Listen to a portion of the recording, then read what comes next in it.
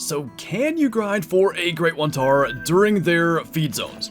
I know that's not in the title of this video or the thumbnail or anything like that, but that's going to be what I want to focus on for this entire grind session. I didn't want it to be misconstrued as a guide, but I wanted to take a look at how grinding for Great One Tahr works during their feed zones and if it's at all feasible as we go along here and hopefully take out a good number of them. And the first thing you'll notice, I am grinding with the 300. Now, I did not mean to grab this one. I didn't switch my loadout before starting to record. So we've got a couple of pretty decent looking Tahr here, and we are going to switch to the 300 AR just for faster fire rates. But a couple of males down here, and you can see, like, I guess to be honest, of course you can grind during feed zones. Obviously that is possible. But the question is, how consistent is it? And is it something that's going to be repeatable? So now that we've got the correct weapon, this is already a really good example of what Tahr grinding kind of looks like. I'm running up here away from my tent, going up to this feed zone here. You see I got this one from 1400 to 1700, but that's not what this is. This is a new zone from 4 AM to 7 AM, and that is the most different thing about grinding for Tahr during feed zones as opposed to other species during drink zones. They tend to move their zone locations a lot, and it's typically not that far, but sometimes going and finding them is the biggest thing. And we have another feed zone that we're discovering up here. And by the way, like, I don't have a tripod here. There's so many places in these mountains that it's just impossible to get them put down. But with the 300 AR, let's try to get both these males before they dip below there. We hit that guy at least, and that will bring him down. I think there were 3 in there. Okay, got that one hit. Were there 4? We do not want to be deleting stuff, so that's going to be all the shots we're going to take. And we'll go and figure stuff out from here. Probably going to grab Search 12 just for the additional help. And this kind of leads me into the next part of this. We'll go ahead and grab this so we don't leave them behind. What I'm finding is that going through all the different feed times is really important. We had just discovered that zone from 4 to 7. There was a 1400 to 1700 zone there. Now this zone that we just shot these out of is a 7 to 11 zone. They feed basically all day long. Other than from 11 to 1400 they rest. I'm having the most success going through a bunch of different zone times. I'll do a run from, say, 5:30 to 7, and then another one here about 10:30. Then later and later and later. And what I think is happening, I could be very wrong, but I think some of these Tahr that say during the 7 AM window feed down here where we never see them. At 11, come up here into the mountains where we can see them. Now this is slow, especially when they're way up away from the tent and when we don't make that great of shots. But you can see when we can find where the new zones show up. Typically what happens, if it's a herd of all males, you don't seem to get male respawns. You'll shoot that herd down, you'll kill every single one of them, and a new herd appears.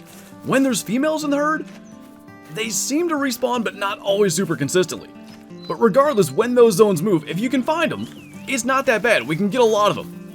That's not always the easiest thing to do.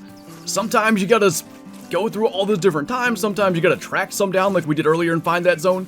That's the part that's time consuming. And of course you can so easily see here why we use the 300. Shots like that with the 308 do not get the job done. And we really, when grinding in this way, that's just not going to be nearly as quick as drink zones where we can predictably rely on them being there.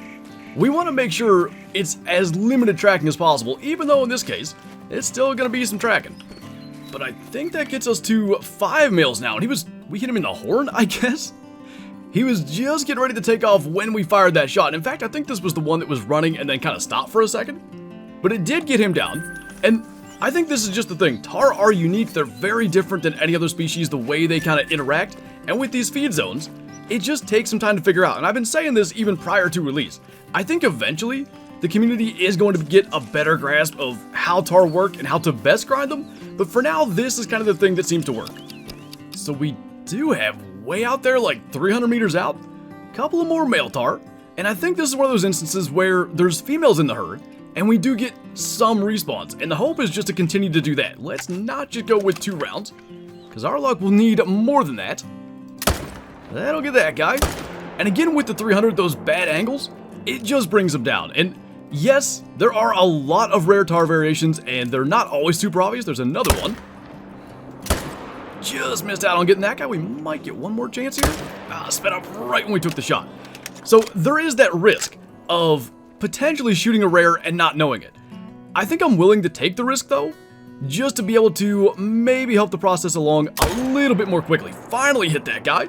So it's going to be a track again, but he's going down. We'll take it. Not that bad, all things considered. Medium bleed rate got him down pretty quick. He was a level 4, still would have been a silver. Their scoring is really interesting. You'll get 3s that can make gold, level 4s, even max weight estimate 4s that end up being silver. The way their horns are, there's obviously a lot of variation in them. So we'll be at 8 male Tahr in a little under 14 minutes. Not exactly lightning speed, but it's not too bad, again, when we can find it. But I want to show you what you're not seeing in this video, because obviously I can't show every single spot where I go and there's no Tahr. And just watch, there'll be some here when I try to show you this. But fast travel to this tent. This was, at one point, one of our absolute best spots. I actually had 2 herds around this tent, one south and one north. The one in the south seems to be gone forever. It has not come back. The one in the north sometimes is up here. See if that is the case right now, and I don't think it is. So routinely, oh, that was a Tahr. Sounds like it's right down here. So I don't typically do this, like sneaking in and trying to find them, but I wanted to get eyes on him because I think it is a really good example of exactly what we're talking about. Now, he may have been in a rest zone. We are actually like a little past 11 a.m., so it's possible that was the case, though I don't see any zone here. But sometimes they feed in the trees, and then those other times a day, they will feed out in the open. So much, at least what I can find, of Tahr grinding is just finding the right time of day to visit these areas. And because the zones move as you shoot some Tahr, the times of days in the specific areas kind of change. So we're going to go back up onto the mountaintops here, and I think this is like the best example because it's wide open. So let's jump to here.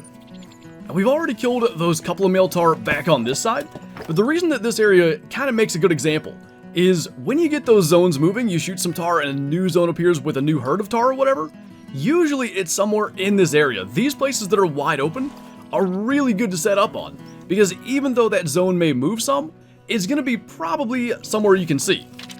So now we're into a later window, and you can see this same place where we killed those Tahr back here, now has a herd over on this side. Clearly those weren't there, and they feed all day. They were feeding somewhere else. Down here in the trees, maybe over the hill, I don't know.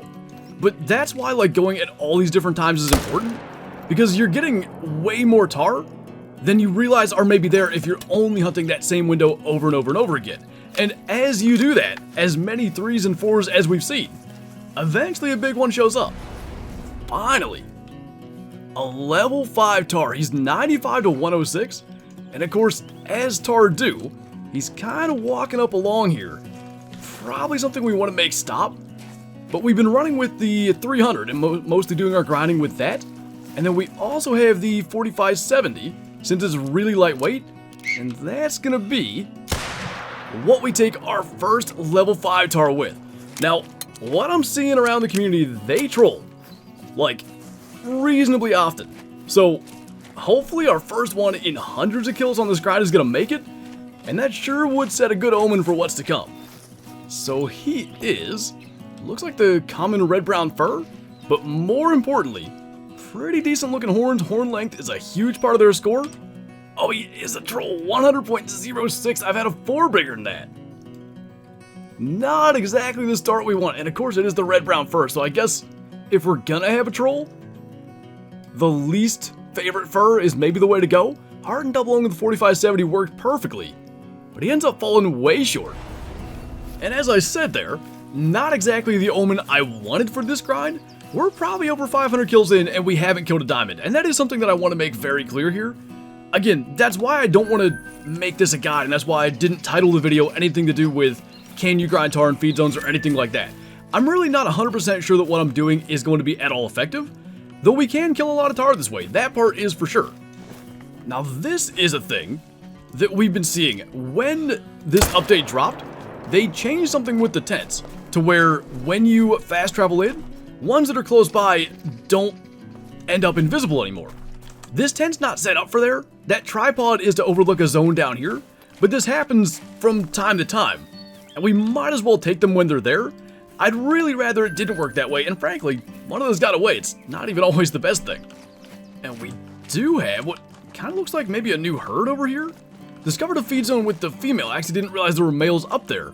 But a couple of males we can try to get.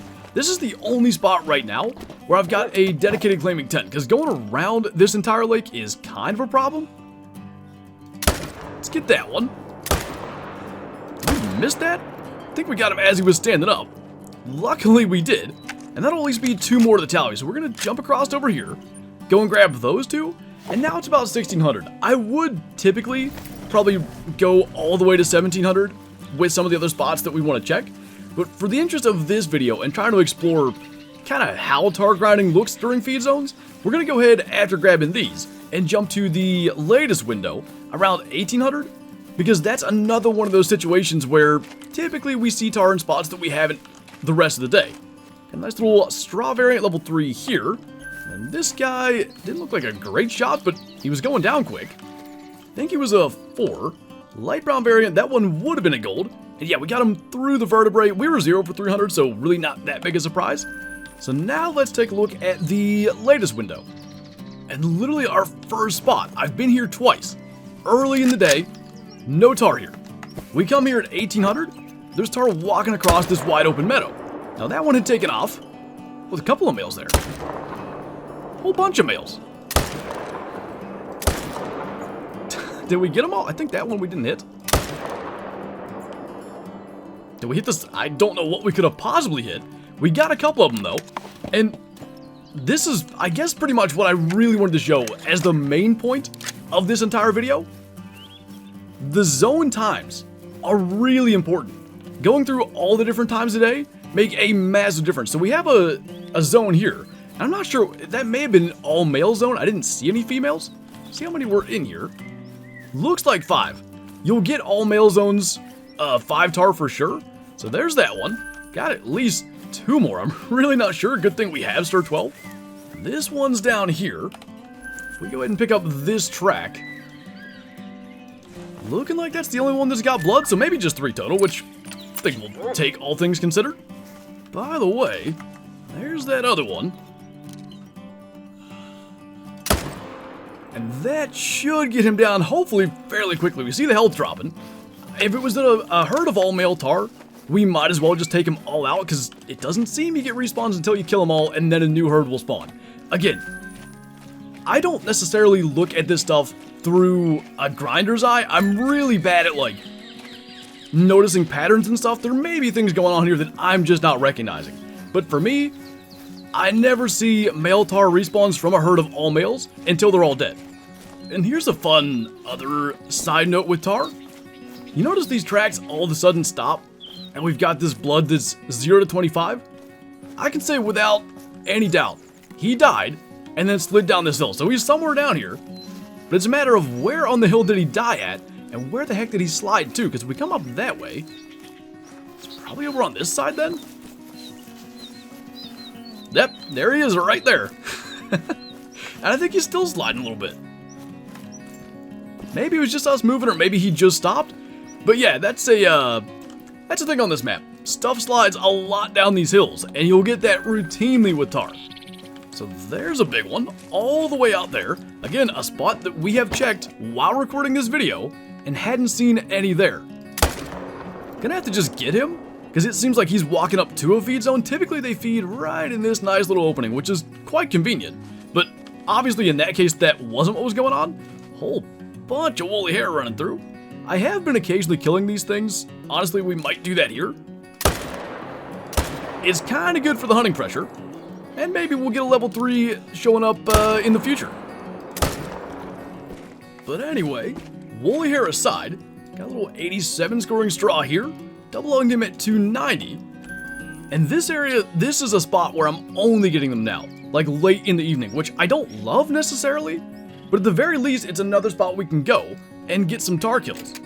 And just for fun, I thought we'd also check out the earliest window. So it is currently 5:58, and we've got some tar coming down out of the trees to feed in this little meadow.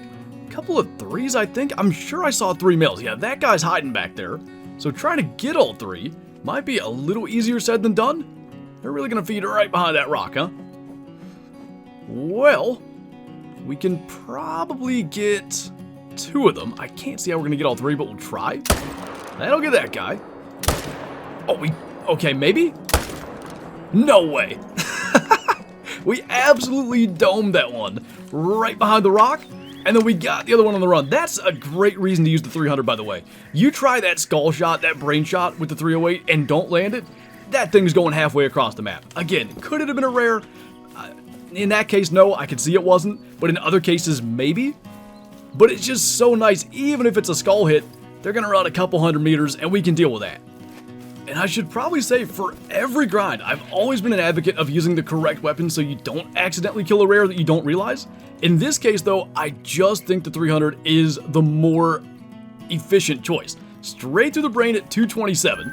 We've got this one, which I think was the one that we shot just standing still. Straight through the heart. I can only imagine what this one would have been then, because he did insta-drop. That was... through the neck. We pretty much got all three potential insta-drop scenarios there. And the only high I can imagine better than just pretty much perfecting a zone of Tahr like this is our first rare.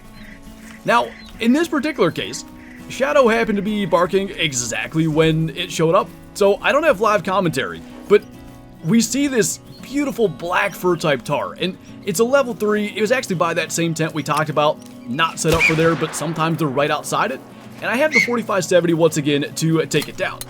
I'm thinking a level 3, cool, silver, and then the one bit of commentary I do have, oh, it's a gold. Our first rare Tahr of the grind is a gold black fur type, and that's just going to look really, really cool in the lodge. So maybe we can get one more Tahr. We had that zone that we discovered like right at the start of the video. I think it was this one here, so let's go see if they're up there. The tracks are sure here. So I'm gonna imagine they are. Okay, they were a little bit closer than I wanted. Wonder what direction they might flee in. Oh, hello there. Well, we got our answer what direction. Will you slow to a trot? Well, we hit them. More than I thought might happen. Gonna jump over to this side. Maybe they'll run in front of us, but I kinda doubt it. Yeah, they're scooting down through all the way down there. Now, that one hasn't taken off yet. A couple of alright ones there. And a new feed zone. So that's not even the same Tahr then. I can't tell which one's out front. Okay, it's the one we wanted. Not a clue if we got that other one. So, actually, a bunch more Tahr kills to wrap up here. Counting the 3 at the last zone. As many as 6, depending on if we actually got that one. 5 either way. So looking like only the one out of here. That other guy must have just taken off right before the bullet got there. I think when we pulled the trigger he was still there, but probably out of there before it got to him. So, vertebrae there. And as we go and grab the last one, which frankly I have no idea where that got to, hopefully this video succeeded in showing both the good and the bad of Tahr grinding right now. The good of shooting 3 in the same zone and just, it's so much fun when stuff actually goes right. The good of rares. Potential diamonds, even though that one hated us. And of course the bad of trying to find the zones. Sometimes major lull periods in between kills, and the bad of them sliding down the hill after they die and sometimes causing you to spend a little more time looking for them. Now, by the way, the dogs can find them when they do that, so that's a really good asset to have. I don't always bring them up here because it's an additional thing to make noise. Obviously, when you fast travel now, animals aren't invisible in under 200 meters, so when you fast travel, if you don't have a dog, if you hear some footsteps and stuff, you know, like, there's probably something around, better be paying attention. But it's a great thing to have with you to help in those situations too. And actually, that one that we shot, we hit him right up here somewhere. No organs hit. And he's dead right there. So either it was vertebrae again, which it was, or he could have ran way up the hill and slid down and stopped right there. What do you know? I guess we're not done. I don't know how we're gonna get that. This isn't one that I'd like try to sneak up on. There's so much brush in the way. But maybe we can at least see what he was. So a new feed zone? Where? Up here, I guess? It almost has to be that one. And it kind of looks like just a solo common red-brown male with a low weight estimate. So I'm not going to worry about that too much. Again, the solo male zones, it seems like you just shoot them and they end up appearing somewhere else anyway. So really not the worst thing just to leave them here. And you can see no other tracks. So almost certainly that is the case. So I do want to jump back to the trophy lodge. Take a look at our black Tahr in the multi-mount with a couple of females that we have. And I think that's going to do it for this one. And I do have to say, this is going to be yet another one that eventually will go in the main lodge. But until we figure that stuff out, I'm just putting things in the second lodge. But it's such a cool looking Tahr. I can't believe he made gold. That black fur type within like the grayish in the neck fur, all the way back on the shoulders, up like along the back straps, is such a cool looking animal. 85.09 repeating. Just a fantastic first rare. I guess the potential diamond didn't really give us a great omen, but that first rare making gold maybe is a good sign. So we've got a straw silver in here, and then a red brown that I shot with the 300 after killing the black fur type rare. I just wanted something for this multi-mount, and some of you guys have been asking me why I'm killing females on the grind. Now you notice today I didn't kill any. It does seem like we're getting more consistent respawns in the herds with females if we just kind of let them go. For a while we weren't, but at some point I really want some rare females in this mount as well. So whether we do it in multiplayer, whether we do it through some zones that aren't giving us respawns, we shall see.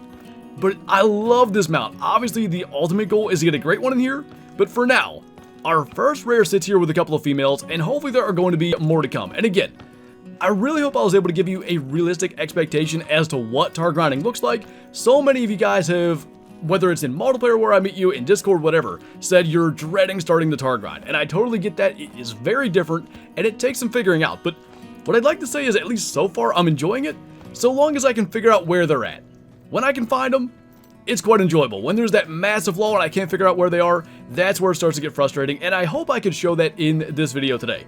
As always, if you have any questions about it, leave them in the comments below. I'll do my best to answer those, but again, keep in mind, this is the early stages. I definitely don't understand a lot of what's going on. I can just give you my observations and what I maybe think is going on.